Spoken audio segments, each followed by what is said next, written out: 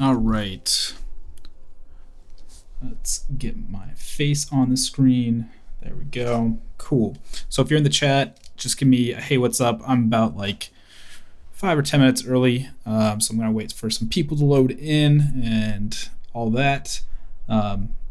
So as you've probably seen, tweeted out and messaged, I'm going to do stuff a little bit different tonight and focus on Redshift in Houdini. I can only talk about Cinema 4D so much. I've covered a lot in that, so I want to start showing how to do similar things inside of Redshift for Houdini tonight. I'm going to go over a couple other things too beforehand, just like some people I want to give shout outs to, just to like awesome work they've been doing in Redshift, and just some like updates too. So what's up, Serge? Thanks for the thumbs up. I appreciate that. Anyone else, whatever channel you're watching on, just give me a quick little hey, what's up? But we'll give it like, I don't know, another 2 minutes or so before I start going through just normal updates. So this should be exciting. I'm not a huge Houdini user. I've been trying to get into it for like a year, and I've just been like slowly piecemeal together like little bits and pieces here and there. If you aren't in the Brograph Slack that they talk about every week on their podcast, go to brograph.com/Slack if you are a Houdini user, because they have an awesome Houdini channel. That's where I've been getting most of my help. There's also a Discord channel, or there's actually like 2 or 3 now that I've found that helps out a lot as well. But if you want to chat Houdini at all, the Brograph Slack and their Houdini channel has been really awesome. So let's see, it's 8:54. I'm going to give it till 8:55, and then I want to start giving some shout outs to some people. Cannot talk tonight, apparently. I think I'm a little flustered from going into Houdini instead of Cinema 4D. I usually have like this all worked out and rehearsed. So this is kind of going to be interesting. Someone is texting me. All right. So cool. All right, let's switch into main screen. So we're close enough.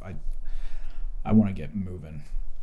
All right. So I've noticed in the last few weeks, not just like Redshift and Houdini, which we're going to be talking about tonight, but just a lot more people being active with just like Redshift and many different platforms. So that's why I had Tokyo Megaplex on last week, and he was using it in Maya. Houdini's getting really popular. Cinema 4D, of course. There's a lot of people turning up into that. So I just wanted to point out some of the people that I've been seeing, no matter what program they're using it in. Just like some awesome work that's been coming down the line, and a couple of people I want to try and get on the show too. So first off, Jason Polly posted this, I think yesterday, and it's an X Particles render, and it's on Instagram. Go follow him. And he let me see the file too afterwards, but he's doing this really cool thing of using a transparent shader with an incandescent shader and blending the two together. So I'll play that right now, and you can see it gets like this really nice glow going to it, and not needing to go into Fusion or Nuke or After Effects and do any posts. This is just all right in camera. So that's really cool. And if you go look at my Instagram page, I made like a little shader with what he produced too. Makes this like a really cool crystallization and glowing effect. Maybe I'll just pull that up right now really quick too. So like this right here. So this is self-illuminating. This is completely black, and then with light. So it's pretty cool. It's like a crystal that self-illuminates and just does some cool stuff. And I'm really thankful that Jason let me take a look at that file. And then coming up in a couple weeks on June 7th, I believe. Let me pull up my calendar really quick. So the first Thursday in June, Nate Rodriguez Vera is going to come on the show and talk about his work. What's up, Tokyo? I was just talking about you. Um, so yeah, Nate Rodriguez Vera is going to come on the show, talk about his work, and he's been doing some awesome stuff with X Particles lately too. I know it's 2 back-to-back X Particles, but just like some really cool stuff right here. And then here's another one. This one is really awesome. You're here for the Houdini. What's up, Grant?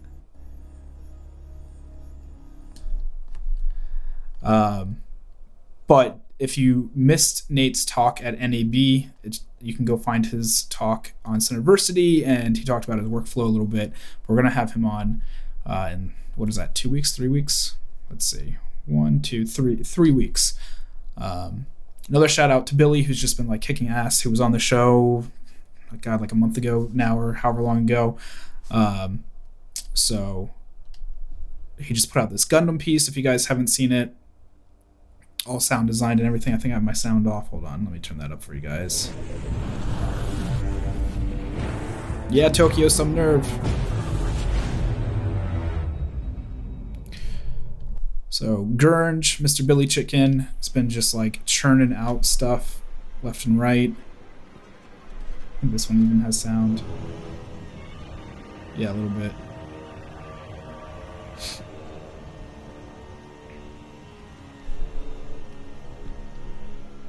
This is all Redshift work. And last, Zachary Darren, who's Zachary Corzine. I'm sorry if I'm saying that wrong, Zach. I was just talking to him the other day. He just got hired by Man vs. Machine, but he's been doing a lot of Redshift work lately. He told me too. And this cool piece that was just posted, which looks like, I think was in Houdini based on hashtags, even has Redshift tagged at the end there. So I'm hoping this was also in Redshift, but it also has Octane tagged as well. So who knows? It may just be a bunch of stuff. Regardless, just really cool work, and congrats on getting hired by Man vs. Machine. They're awesome. I would love to work there too. But he also spoke at NAB, so go check out that talk too, where he talked about how he did all this stuff in Cinema 4D and dynamics, and just like really cool work. So yeah. You bet it's X Particles? Really? It doesn't have an X Particles tag. I mean, it has Cinema 4D, but then all the way at the bottom it says Houdini and Redshift. And most of the time, like I kind of looked at these just to see how he's tagging things. And yeah, let's see, diving deeper into Redshift. So here's another one. So if you take a look through, you'll see he's starting to tag Houdini effects and Redshift at the end. Like he's got Houdini up here, but this extra tag here and at the bottom there. I didn't know he did Houdini either. So that's news to me. Like if we watch this one, which he presented at NAB, yeah, it's got, it has Houdini effects there too, but he presented this at NAB. So I know it was made with Cinema 4D. We have to do some investigation. Okay, well, that is what it is. Anyway, congrats to Zach on getting hired by Man vs. Machine, because he's super talented. All right, so that's enough for like tag snooping. Totally, man. I gotta hit up those tags, figure out how I can get 30,000 followers. All right, so you'll see in a second we've got Houdini loaded. All right, so as I was saying towards the beginning, and if you missed it, I've been dicking around with Houdini for like a year. So I'm no expert. I've been going through the Jumpstart series and a bunch of other series on and off throughout a year. Whenever I have downtime with clients, I try and get in Houdini and try and learn it more and more so I can hopefully one day progress into it and make it my program of choice. So if he's not Corzine, is definitely going to come over to... Oh yeah, he's definitely coming over to Houdini now that he's got Man vs. Machine. So true, Grant. Anyway, so what I was saying is, if you have any like technical Houdini problems, I'm probably not the guy to ask. I'm using Houdini as like a stepping stone to try and push what I can do in Cinema 4D a little bit further. So I'm still using Cinema 4D almost every day. I'm coming in here just to like push my skills and get to the next level as best as I can.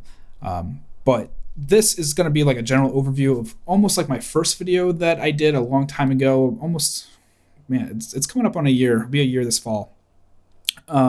Just like how to get set up, what everything looks like button wise, and what happens if you press them, and where things go, and all that. Especially if you're kind of on the fence about using Redshift, or you've been using it in Cinema 4D and you want to try out Houdini and you want to make the transition into it. So ask Grant. Yeah, man, ask Grant. Come join the Brograph Slack and get in that Houdini channel and ask Grant and Mark. Man, I wish Mark was watching right now. Maybe he is in secret. So anyway, so I've got just a basic scene set up with geometry. I'm not going to go over the ins and outs of Houdini. Like, there's way too much to cover. But if you are a Houdini user, you'll recognize this kind of layout. Basically, we've got a viewport here. You can tumble around, normal stuff, move in and out. And this is geometry. If we come in here, I've got this file loaded with just this skull head OBJ. Nothing fancy. I don't have anything else loaded. So right up here, I've got this toolbar of all the Redshift options. So if you click Redshift, it's going to mostly set up everything for you. And you'll see it'll take us to our out channel. And right in here, we get our ROP settings and then just the IPR. And I'll open the IPR in a second, but just like you would in your render settings for Cinema 4D, you've got all this information right here. Mark will sign in just as I sign out, probably swirling in flip, half drowning. Yeah. Oh, what's up, Nick? Thanks for the intro. You're welcome, man. I'm doing the best I can.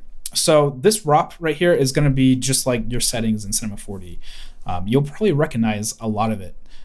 But there's a little bit more that you can choose. Like, you can choose your camera, you can override camera resolution. There's a lot more things that you can get into here than you can in Cinema 4D. They place it really well in here. I think it's really nice having everything right in one spot, and you can change so much more instead of going in and putting tags on things and trying to override things here and there. A lot of that's covered right in your Redshift settings. So let's go through this. You got main, which is just your render camera, override resolution here, override scene materials. So a lot of stuff you're used to seeing. Output. So this is where you're going to choose your file prefix and AOV suffix and everything in between. How, like, if you want to OpenEXR, TIFF, everything. Like, if you've been using Houdini at all, this should seem kind of commonplace. All right, man. I'll talk to you later, Grant. Are there things Redshift Houdini can do that C4D can't? What's up, Mark? So far, the only things that I've seen are just like texturing. You can get a little bit crazier just because coming from like Mantra and being able to build such complex materials, it seems to be a little bit easier in Redshift. At least that's what I'm finding. I've talked to some people that say it's harder to build materials in Redshift or in Houdini. I think that may be because nobody's walked through this before, so I'm hoping to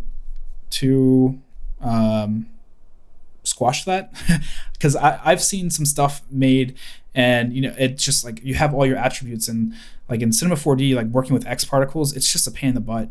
And in here, I'm not going to get into particles much tonight, if at all, but you can carry over particle color data just like you would in Mantra or Arnold or whatever render engine you're using.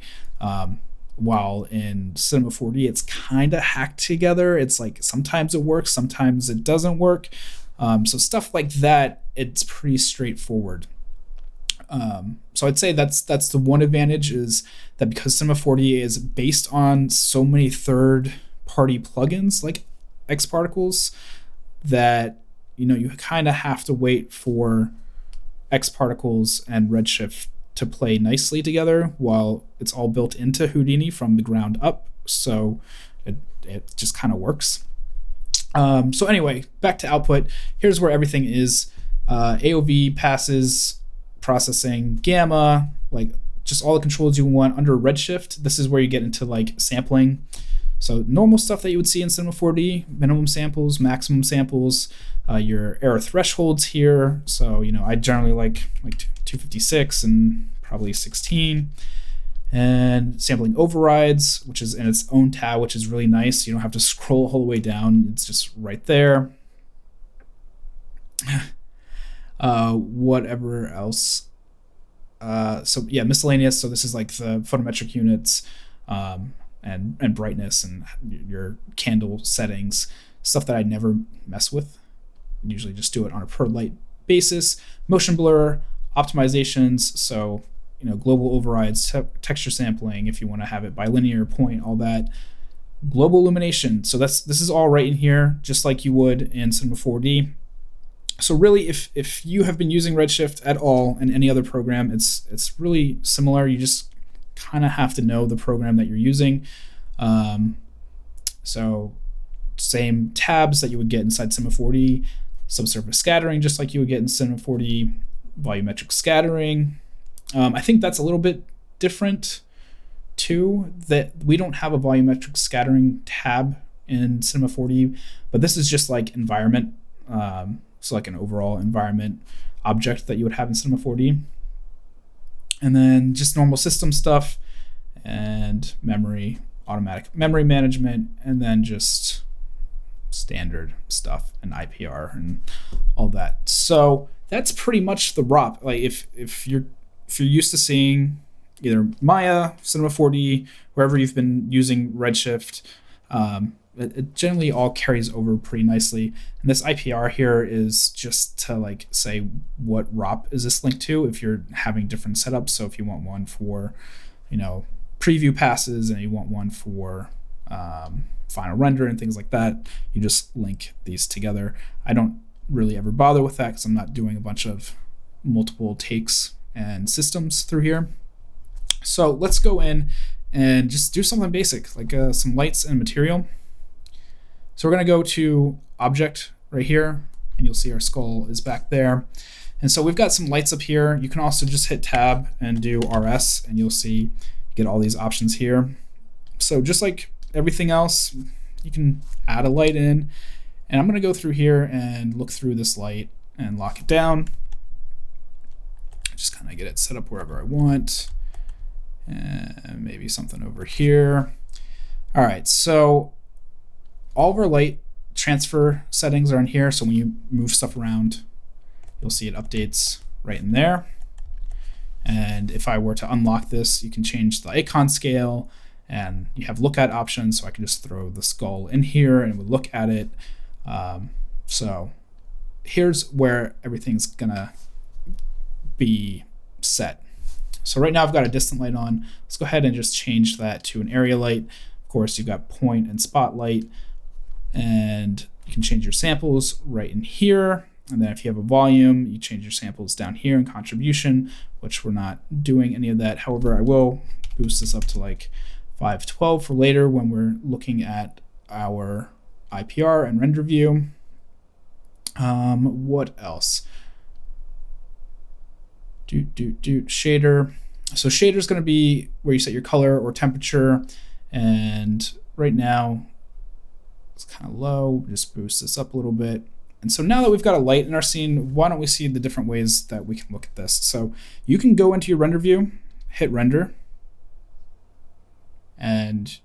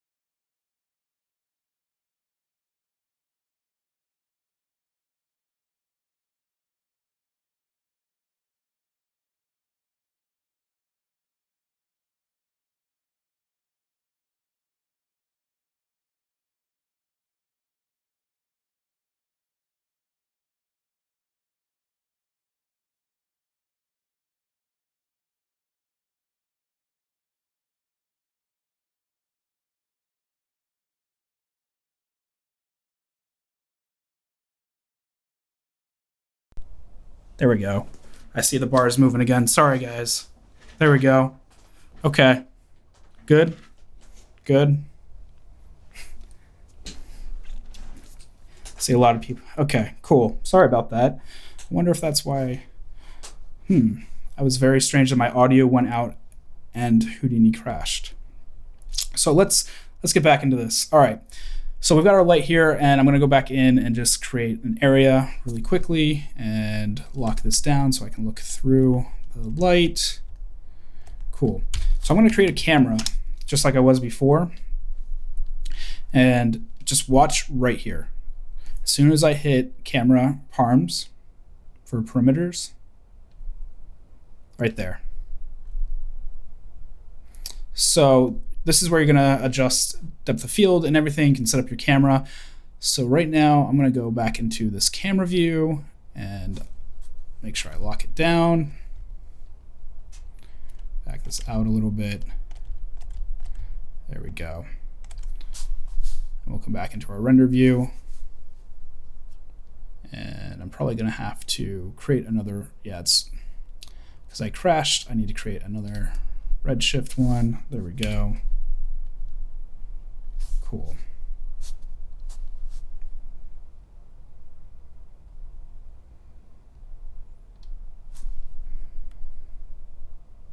Get back off that.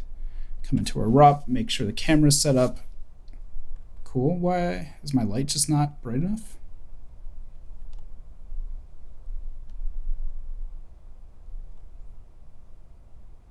This is what happens when you crash. All right, come on. All right, I'm gonna go back out and kill this camera because that's weird that I'm getting that error. Camera.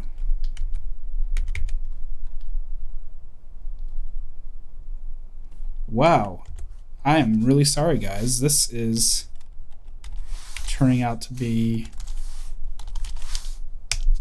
a crashy event. It's not usually like this. Is my audio still going? Okay, good. I can crash with audio now. All right. This is not turning out to be such high praise for Redshift right now. Let's try this one more time. And maybe I just won't make a camera. Should be fine though. It's kind of obnoxious.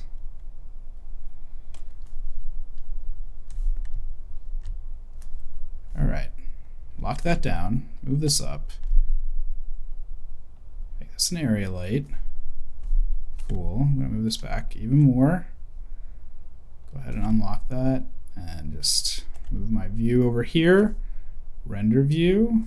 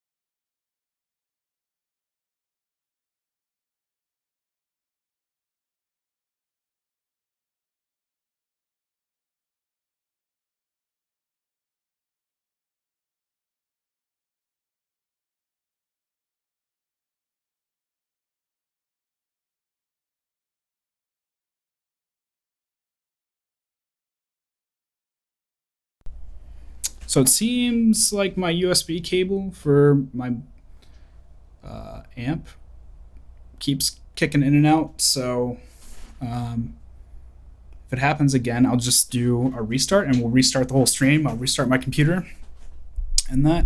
I'm gonna move my mic up too. Maybe I'm just like shocking it or something. So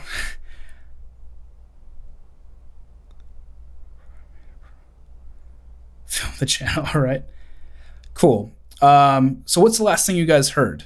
So where did I cut out? Just checking with you guys in the chat.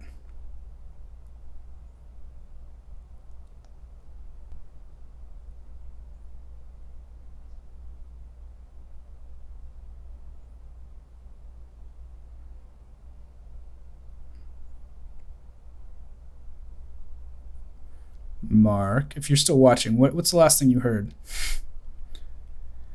Or I'll just continue from where I was. All right, I'm going to continue. Anyway, oh, there it goes. Chat's catching up. It seems to cut out when you start the IPR. That's really interesting. And it seemed to cut out too when I brought in that camera. I don't have anything else turned on USB wise, I don't think. I'm just making sure my Oculus didn't randomly kick on.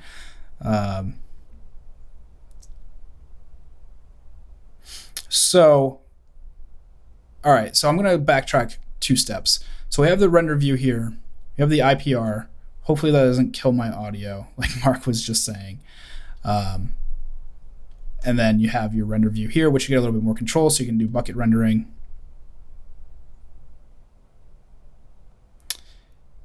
Yeah, but I'm doing the same thing that I always do. It's the exact same setup from whenever I use Cinema, so it is what it is. So anyway, it's everything that you would get inside Cinema 4D's render view. So you can do RGB, alpha, and so yeah, you can do individual split outs too. You can do cropped render region, bucket rendering, freeze tessellation, and then even clay if you want, which you don't really need for right now. We'll just go back to regular, and then save your picture samples as well. So that's pretty much it. The light is exactly what you would expect. You can adjust your samples right here. I'm just gonna go ahead and do that. Honestly, I'm kind of starting to think it was my mic being very close to my keyboard tonight, and so I'm not getting too close to it, possibly static. So what else can we do? I'll bring in a camera again. Hopefully it doesn't freak things out by putting a Redshift tag on it. So far so good. I haven't killed anything. Cool. All right, so just like you would in Cinema 4D with a camera tag, it's the same thing. So in here, you get enable depth of field, you get your exposure settings, tone mapping, everything down there, black crush, whatever you want to use, lens distortion. So that's all right there. And then you can also do focus distance, f-stop, all your normal Redshift settings carry over as well. So nothing surprising there. So let's talk about adding materials, because that's the fun part of this. And I'm going to go ahead and just go into this look dev build so you can see what's going on. And go into here. Let me just see if it will let me add the IPR. It won't. I don't have this set up for Houdini, do I? Or for Redshift. All right, that's all right. We'll just stick with this look for now and come back to our IPR. Just let that go. And cool, killed that. All right, so for materials, there's a few ways you can go about doing it. A lot of people like to add their materials in a shop network here, but you can actually just build a shop network into your objects area and your and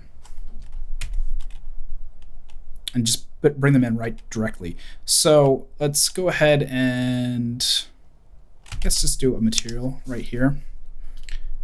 We'll connect this up. As soon as I turn that on, nothing happens. So if I bring up this, it still looks the same. So we're going to add a shop network right in here. And now we're inside of this mini shop network that's inside of our sphere.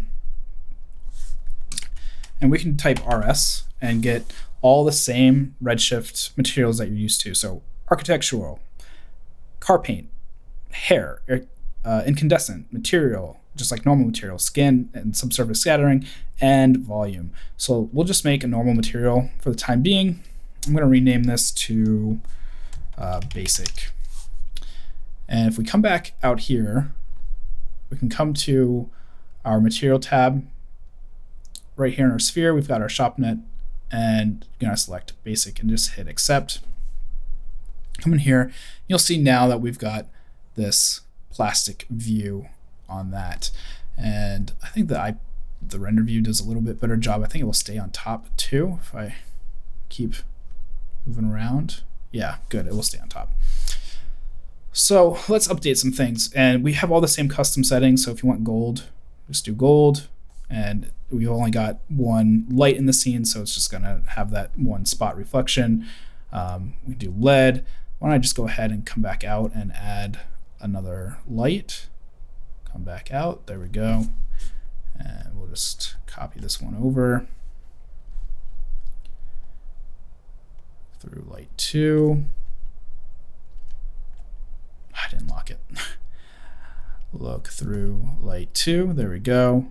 And this one, cool, my audio's still going. Cool, I think we're good. I think moving the mic was the key thing. I'm gonna make this one like a little bit warmer color.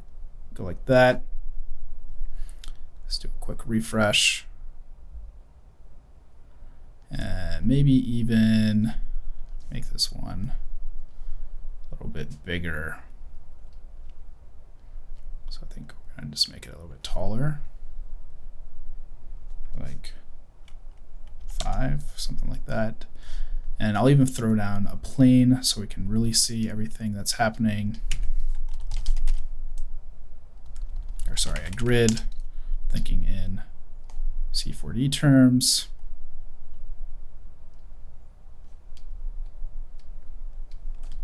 Actually, I guess I should do this outside.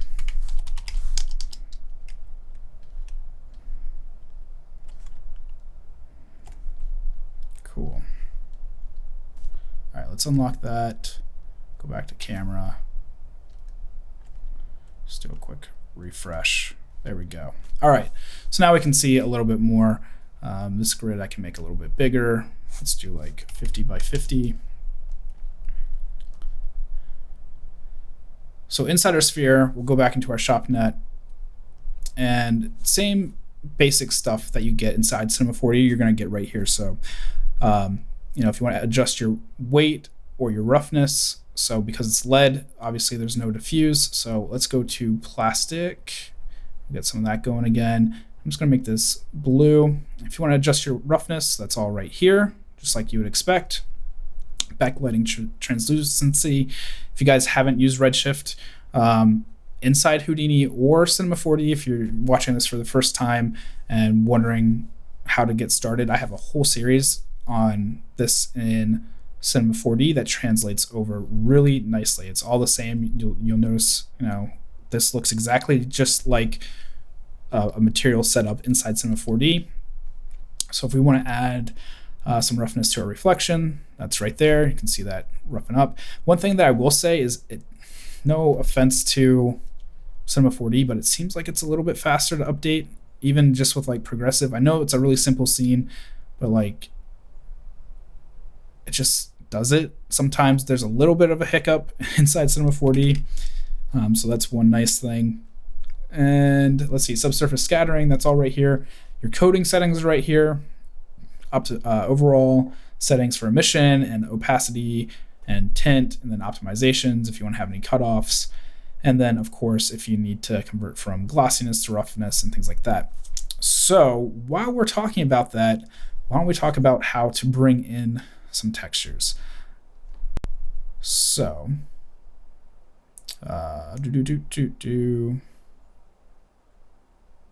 yeah, allow editing. I was trying to remember if I had to do that or not. All right, so inside our material, you're gonna see everything. This is where you can start to get like really advanced stuff going on. So I just hit this 3 tag.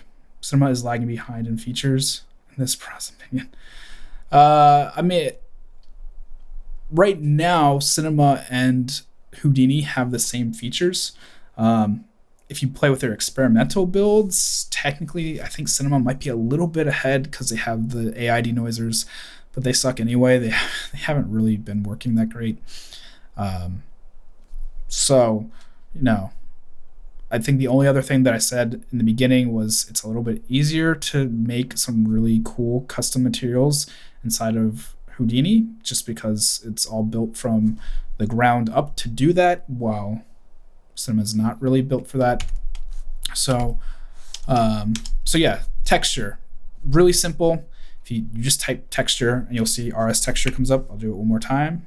Do texture, RS texture, and you go find it. So I'm gonna go find one. I think it's my G drive, right? E drive. Let's go find some textures. I'm used to visual cues. And let's see.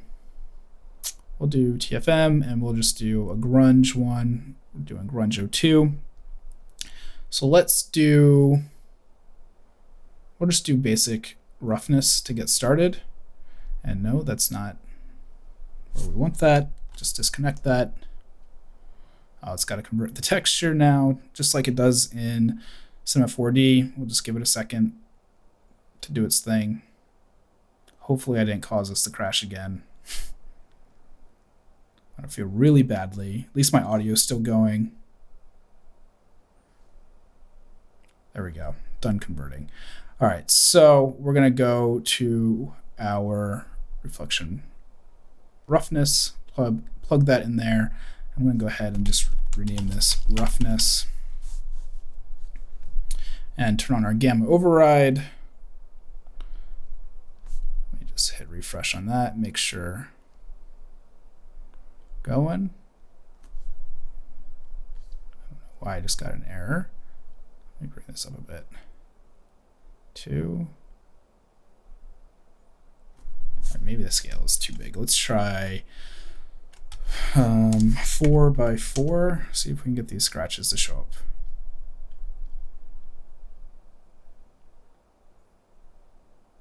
Does not want to. All right, with about 5.25.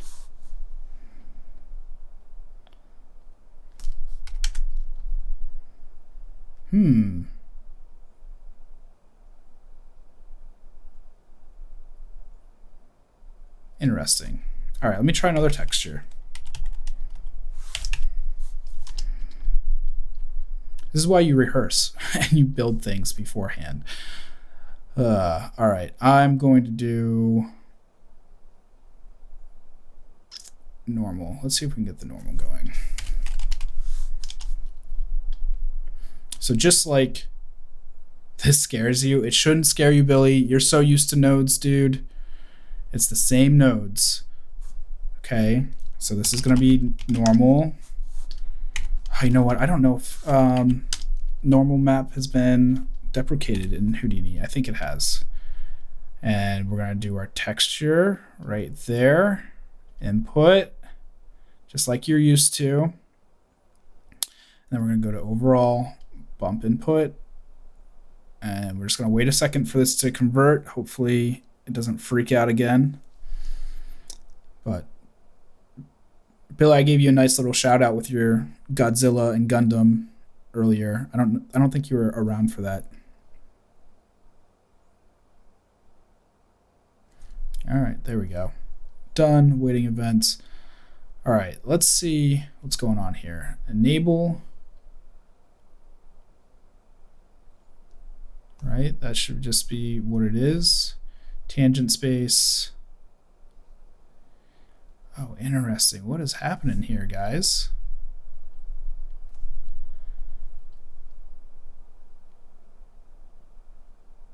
Oh, you saw Deadpool 2? How was that? I still need to see Avengers. All right, let me put some just object material on here and see.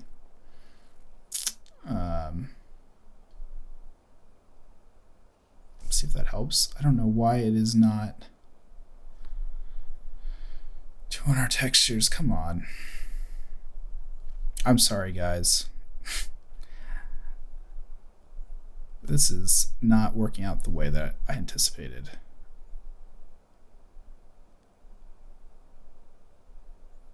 Come on. All right, I'm going to try one other thing.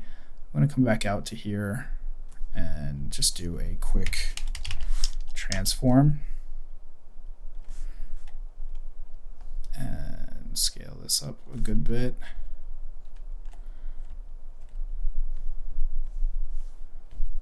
Let's just do, okay.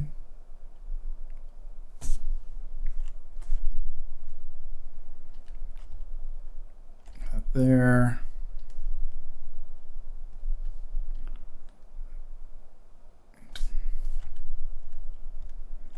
All right. Render view. Wow. Why are the textures not coming through? That's driving me crazy. All right, so there's another way that you can set up materials, but I've always been told to not do it that way. I might try that in a second. Maybe they changed something since I've last tried to render Redshift in Houdini, but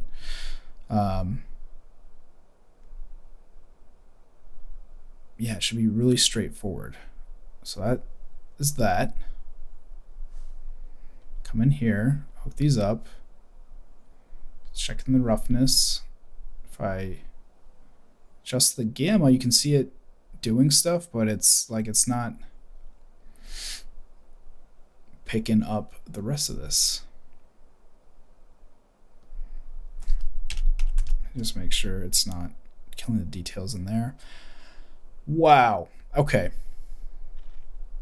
I'm going to try the other way that you can set up materials. Let me just put a null. Just call this out. One other thing to try. And okay, that didn't do it. Just try that. It's not doing it.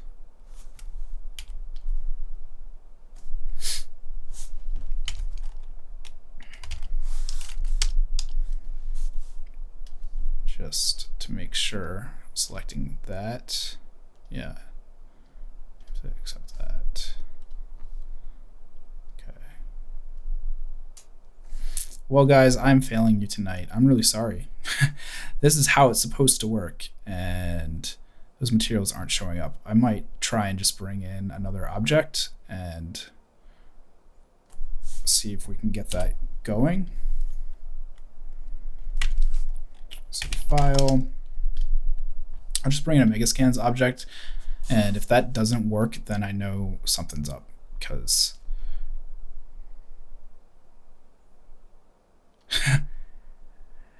you know, it usually doesn't take this long to do things. It's just like my mic cut out 3 times, and then Houdini crashed twice, and yeah, I'm just not having a good stream tonight. So yeah, we'll just deal with it the best way we can. So Megascans, let's just come in here.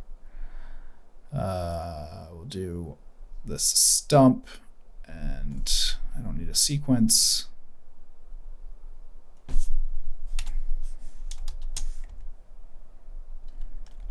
All right, so we've got this set up.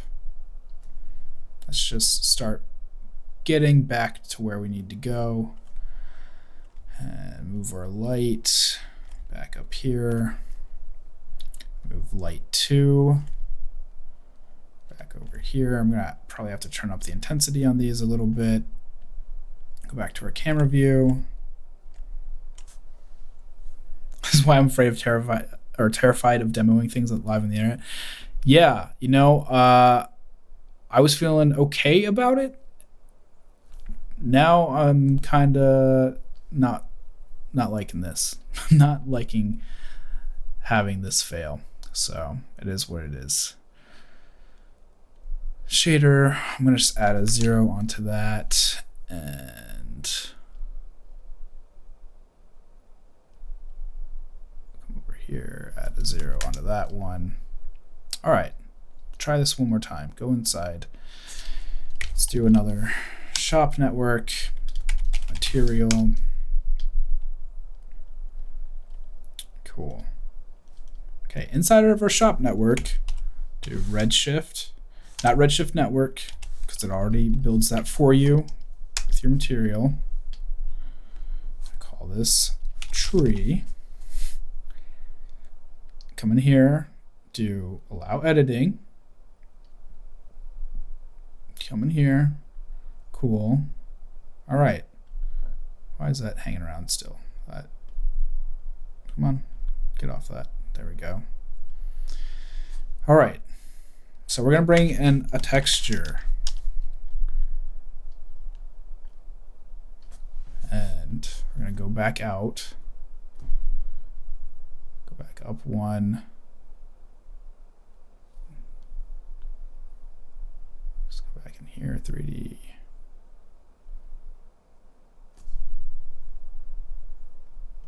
Why? Okay, there we go.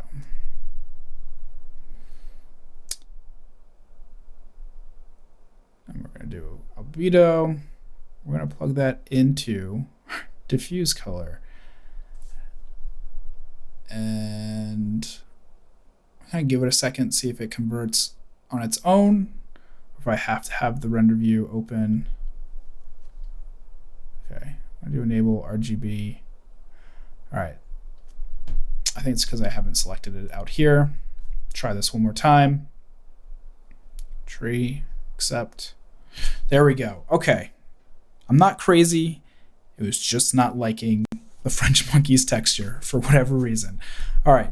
We can still make it through this stream. We're going to do it. Everything is taking a couple more tries than I initially thought. I should have planned this out, but I promise it's worth it. All right. So got that done. I'm just going to rename this really quickly. Diffuse. Feeling better now. I'll call this roughness. All right. So just like everything else we were already talking about with Cinema 4D, you can do it all here. Plug this in. It's going to take a second to convert. Just let it do its thing. So it looks like it already converted, and you can already see that it's done a much better job here. I'm going to go and change my ROP settings to make sure we're not doing half res. There we go. Which, by the way, when is Grayscale Gorilla going to announce half res? Is anyone else waiting on that besides me? Because I'm really wanting to go, and I want to start making plans now for September if it's going to happen. So Chad, if you're out there watching, I want to know. All right, so gonna go back to our object, come back in here. Before I do that, let's name this tree because it's not a sphere. And come back into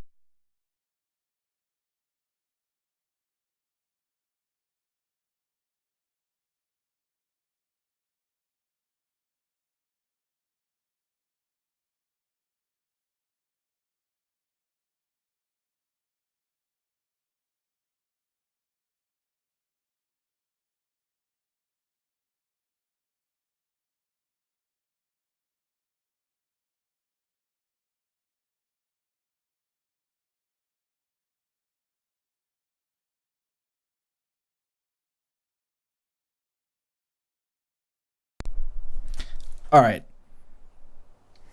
Audio should be back. Sorry, dude. I have no idea why my audio keeps cutting out.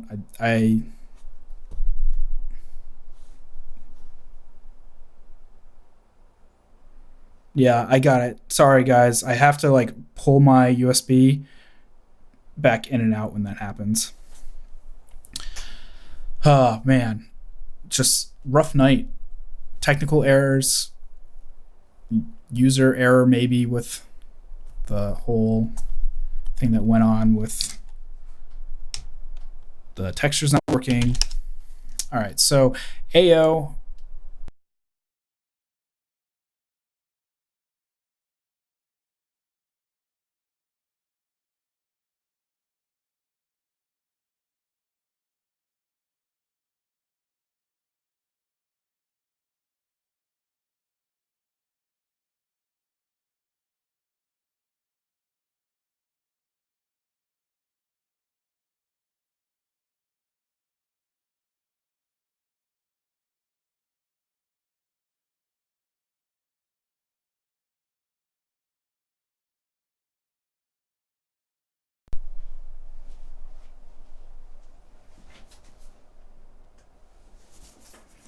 Okay, I just changed USB ports.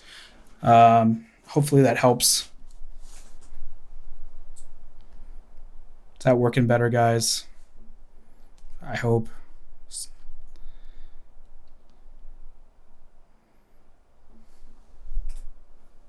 Everything seems to be going all right. Hopefully this new port is fine. That's obnoxious. Thanks, Billy. Out of all the live streams I've done, it figures that when I change programs, it acts up and like everything acts up. So yeah, I just plugged in some AO into the diffuse. We got a roughness, and then I'm just going to bring in another texture, and this will be our normal. Actually, no, I don't want that. I want bump, since that's the correct way to do it now. Pipe that texture into here, input. And before I do that, make sure I get the right gamma going. Oh, cool. That like already converted that really fast. And make sure that's correct. Interesting is, I wonder, is normal map still being used?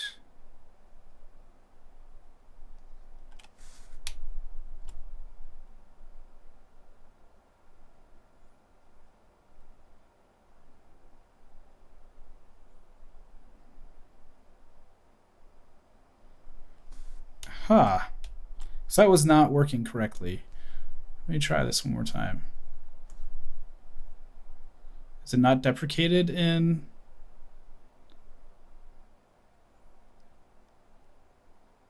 I don't know if it can translate to one program or another. I haven't tried it. I am pulling from translated ones, so it seems like it's been a little bit faster. Let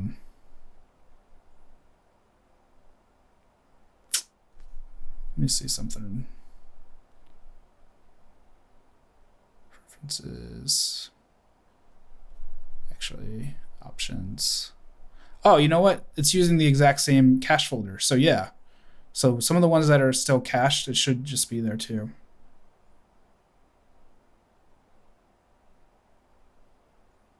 Using a UV project node set to polar should work to set up your sphere. Okay.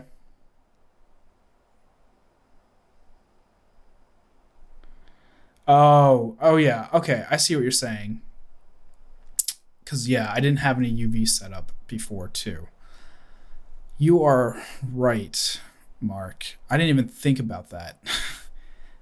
So I also want to know if they're still using the normal map node for this, because I thought it was deprecated throughout, but it seems like it's the same. Texture, put, because this, like I mean, that looks like it has a lot more detail to it. Come in here, do like -8. Really got that deep tail. Huh. Interesting.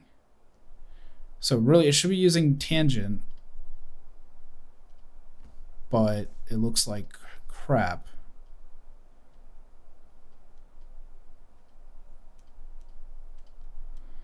Height field actually looks okay. Object tangent looks crazy. Interesting. I'll have to play around with that because inside Cinema 4D, the normal map has been deprecated, and yeah, because you can't adjust like the MIP settings and things like that.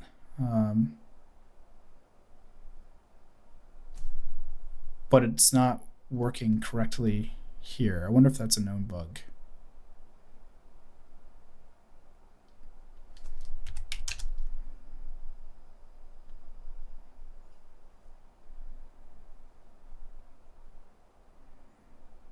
that's just changing the color mostly. Tangent, not working. Okay. Anyway. Because you don't know any better. That's fine. It doesn't scale properly. As you can see, like here, like we get all these little details in there, but then if I bring it in with this, the details are like super mushy.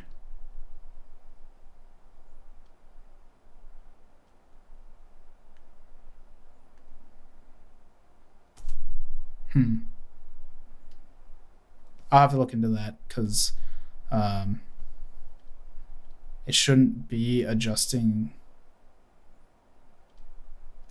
the color, and it should be letting me use tangent space, which it's not, and it should also let me remap it if necessary. All right, whatever. I'm done playing around with that. So what Mark was talking about earlier is in Redshift, you don't get UV maps for free with primitive objects. So you actually have to throw down, I'm going to make a new sphere out here. Throw down UV coordinates for this. Update that. All right, make this a polygon mesh. Make sure, yep, cool. It's a little big. And you were saying UV project for sphere? Yeah, okay.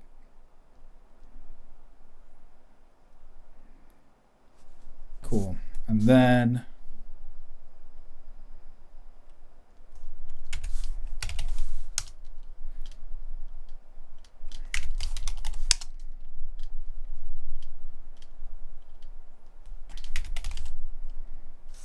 RS material sphere spaghear. There we go, sphere.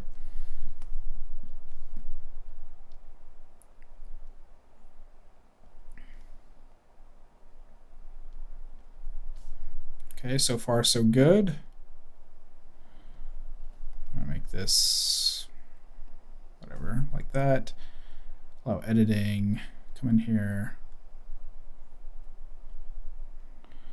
Get all these just like I want. Our texture is faster. All right, Mark, I hope you're right. So come back up. 3D textures. Let's do scratches this time. Do 5. It only has glossy in there. That was weird. Okay. Roughness, good. Enable. Just gonna pause that for a second so it doesn't freak all the way out. And reflection, roughness. There we go.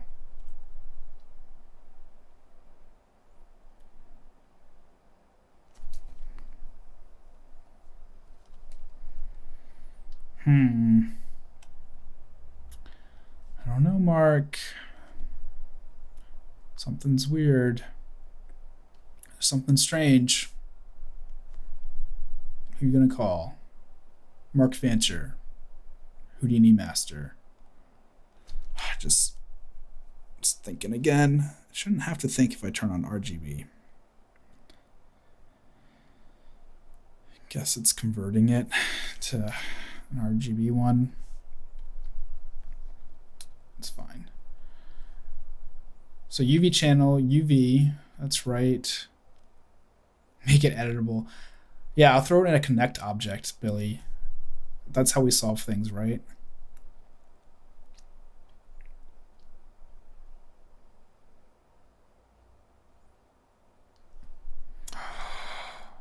Are there? Oh, there are spaces. Good catch. I remember having that issue last year. Why the hell? So this is the unzipped. I don't put spaces in things. Okay, I'm not gonna freak out. in anger about that. Good freaking catch. Yeah. All right, I'm going to try this Tekkit one. Grant. Genius. There, that's showing up. Okay. Okay, so that's what it is Houdini is very particular. You can't have spaces in things. And yes, Billy, someone with a Mac makes a texture pack. You can't have spaces in things. Doesn't work. Okay. Man, Grant, way to chime in. Dude, I was losing my cool. You know, nothing new. Like, old man Klish losing his cool. Okay, so what I'm going to do is I'm going to come in a little bit closer and take a look at this so you guys can see what's happening. I don't want that full screen. There we go. So you can see we brought in this texture and I hooked it up to the roughness. I can probably even put it up to a bump map. It should work just as well. And come in here, texture, input, and make it a bump. There you go. Cool. You guys are like the Voltron of Houdini. And then in here, it can get even more details. And if you guys have ever been working inside either program and you're not getting the details you want, like sharper edges, turn your MIP down to like -8, or you could probably even turn off magnification. That helps sometimes too, but it gives you a lot more details. It's okay, Mark. You can have all the caps you want. You're Houdini-tron at the moment. So anyway, this has kind of been a basic walkthrough of how to use Redshift and Houdini. I like totally botched this, guys. I'm really sorry. I don't know why my equipment keeps cutting in and out. It hasn't cut out since I changed USB ports. Thank God for that.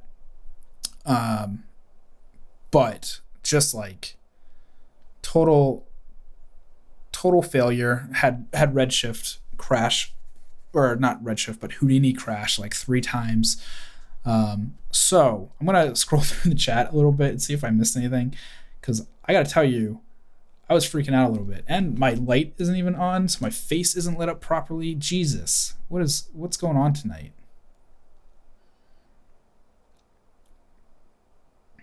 All right, so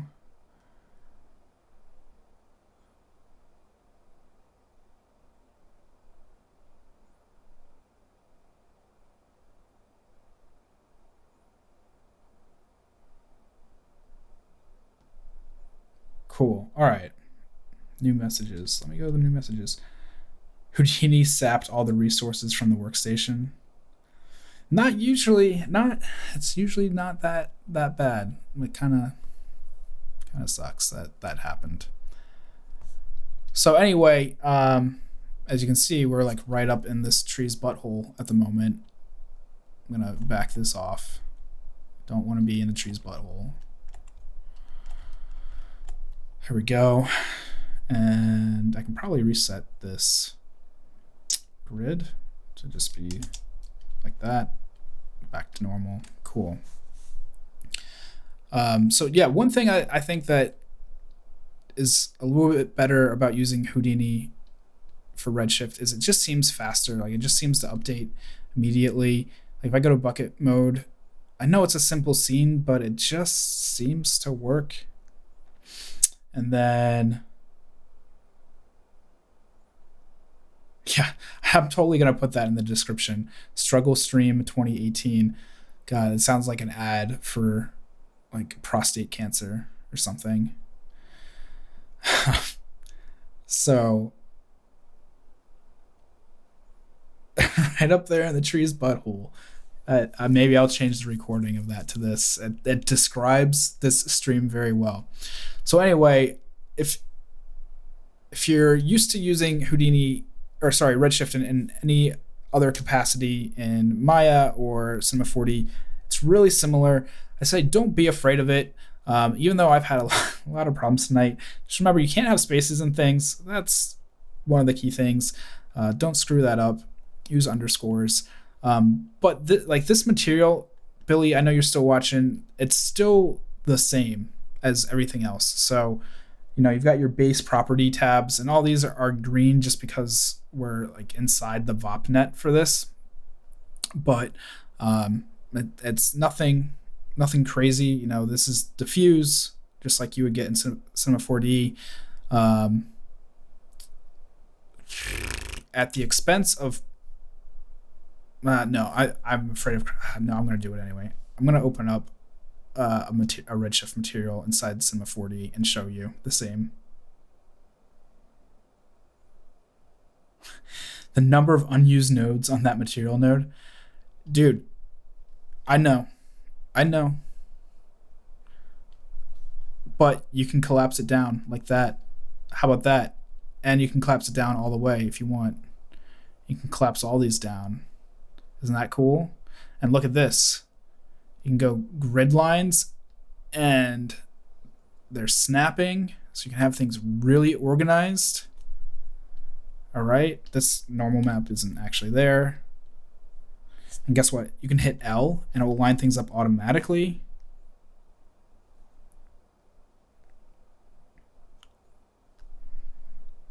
Boom.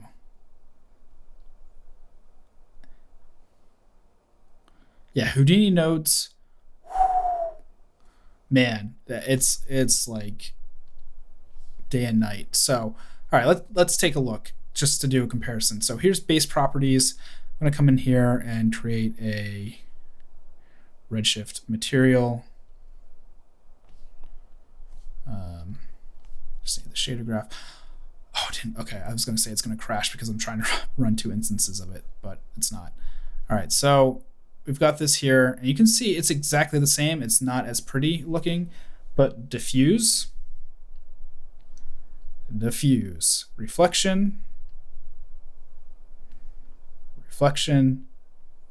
refraction, subsurface, refraction, subsurface. You didn't know there was a grid, dude. There's 2 types of grids. There's grid lines and grid points. And I think you can, I don't know if it's still available. Yeah. Yeah, they finally brought back what kind of wire style you can have. So like standard or all this. Default color themes, flare themes. I'm sure you know about all this. Grid spacing. So if you want to have tighter grids or wider grids.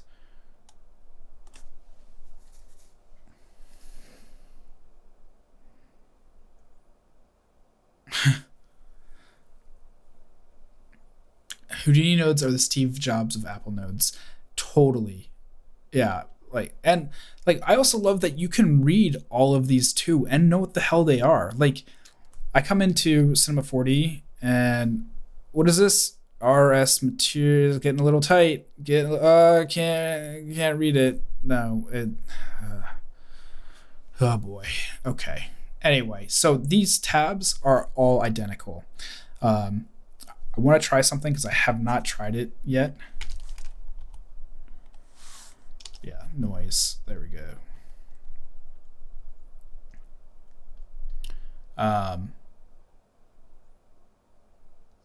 Yeah, so noise is the same for RS noise, but I think should be able to. Yeah, so you can do a sub network in here too, which means,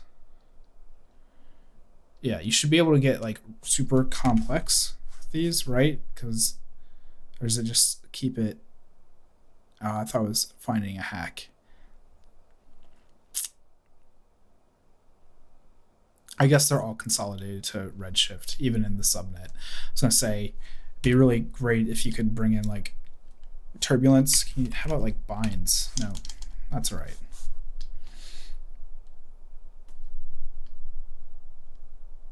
So anyway, pretty simple to get through.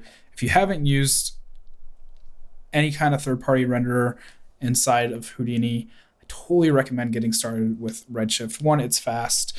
Two, it is really just easy to get into, even though I just flailed all evening. You can go to the top here and go in your shopnet and just have really easy access to settings right here.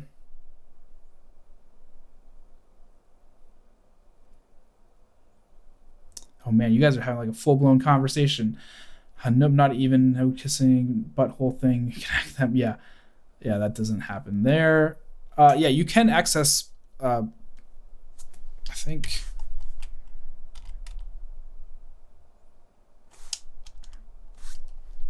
Well, I was gonna say you can do Vex inside here, and it works.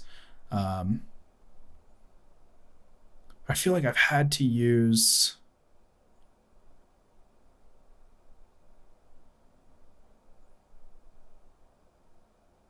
Like at CD and some stuff too. Yeah, Bill, you ask him about half res because I want to know. Grant, I know what you're talking about. I'm just like too flustered and tired from all the screw ups to even think clearly anymore. So that is what it is. But I'm going to come back in here and just show this sphere one more time, and we'll just move it up. We'll just move it up. There we go. And open our render view one more time. So everything else that's in here is just like you would expect. You've got proxy settings right in here. You've got your object settings in here. So you just click on whatever geometry it is, hit that, and then you get your Redshift object tag. So you can set up your proxies. You can set up tessellation, instancing, attributes, trace sets. Also, awesome about using Redshift and Houdini is you get trace sets. Cinema 4D still doesn't have trace sets, or if it does, I don't know where the hell it is. I haven't been able to find it. Unless, like, or I guess they have trace sets in the sense of, let me just bring in an object here, and Redshift object tag. You can do exclusion and stuff like that, but you can't have like full sets of things like you can in here. So if you want to make like a full set, you can do that. You can create bundles and bring them in. So that's great. Yeah, so Redshift for Houdini does support particles and liquids, and can you export them as VDB volumes and import them into Redshift for yeah, so you can do all that. I know Grant, who was in the chat, figured out a way to bring over vertex attributes properly and things like that. But you can totally do all that. The only thing that won't carry over is materials and stuff. Like if you make a Redshift proxy, that will carry over, but if you make an alembic, it won't carry over your texture details and things like that. That's the one thing. Like I can't make a material here in Cinema 4D and then go into Houdini and import that material. I have to remake it. That's the only downside, but you can totally, do particles in here and it will carry over. Let me, I'll just do that for fun right now. See if I can get it to work. Rowan Dalby has a whole series on Redshift in Houdini. I'm going to see if I can get this to work. Update. I think I have to go back out and say to render these as a point. May even have to. Yes, R19, you can bring any attribute via vert map with Alembic. There's Grant answering the question. Particles, there we go. Render object as particles. Let me Why'd you go black? There we go. So there it is. Just like that, you get your particles. And then if you're doing other stuff up here, like per particle colors and things like that, then you can come into your subnet and go into your material, and you can use Vex and everything in here just like you would everywhere else. Why did I pin that? There we go. I didn't need that pinned. So come in here. And so let's say you needed your @cd. It would just pick that up.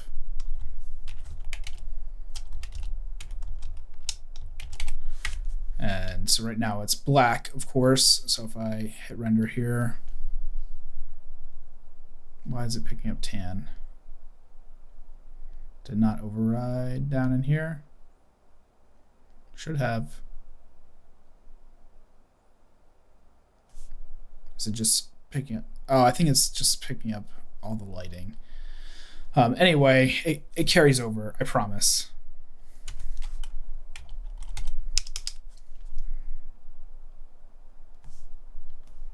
White. Okay, it should carry over. I promise it carries over. I'm just having a night. But you can come in and you can write little Vex things and bring all your details in and get it to work on per particle basis and get really complex things going. I think parameter, no, that just makes it want to build a parameter. So yeah, I guess that's it. If you guys have any questions, I'm going to go about like 5 more minutes. Again, I am really sorry this was so rough. Definitely just sucks when that happens. So I'm going to look in here and see if it updates. Why is that not? Okay. Well, I promise I've gotten it to work with particles. Let me just bring up Vimeo. What's up, Braden? And Rowan Dalby. So Rowan Dalby has a great free intro series to Redshift inside of Houdini. But he didn't get that far into it. I think he only did like maybe. Okay, so he's got like 5 lessons, and they're kind of broken down into different bits of like specular models. Some of them focus on both Houdini and Redshift. It says lesson 5, but I guess he's considering this lesson 4. But this is Houdini and Redshift. This is shader building, and it doesn't go into too much more detail than what we went into tonight. Don't mess with the Rowan. Yeah, man, Rowan's awesome. He gives away a bunch of free stuff, and he's got paid stuff too. But if you're looking to get started with Houdini, he's great. Who else? Antagma, and then Houdini Jumpstart, which you can get the whole bundle on Hello Lux. That's great. But if you're looking for like material specific in Houdini, this is just like an introduction. This is lighting, but he breaks it down a lot more than I do. He just says like what an area light is and what it does. Shader building, like it's very lightly touched on. It's only 20 minutes. And then particles, I think if I remember watching it, it is like 10 or 15 minutes each of Octane and Redshift. Just very basic. And then specular models. But then it stops and he starts going back to Octane for a little bit, and then he comes back to procedural displacement. He's kind of jump around a little bit. He's even got Arnold too. So anyway. Dude, I love a good sharp cheddar. Like like New York extra sharp. I mean, I want to age like 5 years. Like when I mean sharp enough to cut my tongue sharp. I love extra sharp. Or like, man, you know what's really good is like a super aged provolone. Oh yeah, that's awesome. That like a good super aged provolone with like man, what kind of sandwich am I trying to think of? Like on a Reuben? That's my jam. All right, so let's see. Favorite cheese. Answered that. Got through that. All right, guys. So here's the deal, too. I kind of announced it in the beginning, but I want to say it turned about for a sec, and we're talking about... Jeez. Yeah, Billy, we got to talk about everything. So in 3 weeks, we're going to have... Oh, I closed it out. Go to Instagram. We're going to have Nate Rodriguez Vera come on and talk about his work. Chad, somebody say half res. What's up, Chad?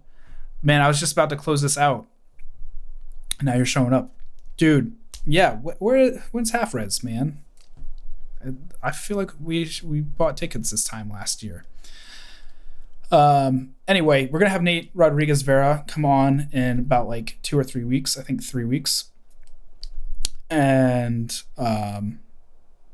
talk about what he's doing. Just talk about what he's doing with X Particles and Cinema 4D, and go over a little bit about what he talked about at his talk at NAB. He's really awesome, super chill guy.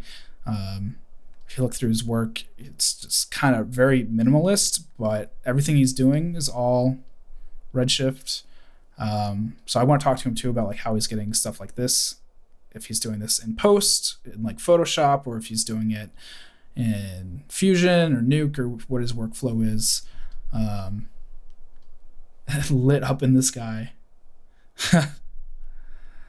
And then I was also talking to Zach Corzine about coming on too, but he is moving to LA at the moment to go work with Man vs. Machine. So hopefully in the future we can have him on too. So with that said, if you guys know anyone that is doing some like killer work with Redshift, and it doesn't matter what program, I don't really care about that, just like Redshift in general, let me know, and I want to try and get him on the show. I really want to try and start alternating between like a lesson week and then a guest week, or even maybe like once a month having a guest. I would love to do every other week if I can get enough guests, but just kind of keep alternating the way I have. So I had Tokyo Megaplex last week, do a lesson this week, or kind of a lesson, even though my equipment kept failing and I was failing. And then next week, I'd love to get a guest on if there's anyone. Billy, maybe if you want to come back on too. I know you had a lot of fun on here. Or you can talk about your Godzilla stuff that you've been doing, or your Gundam breakdown. That'd be awesome if you're still in the chat.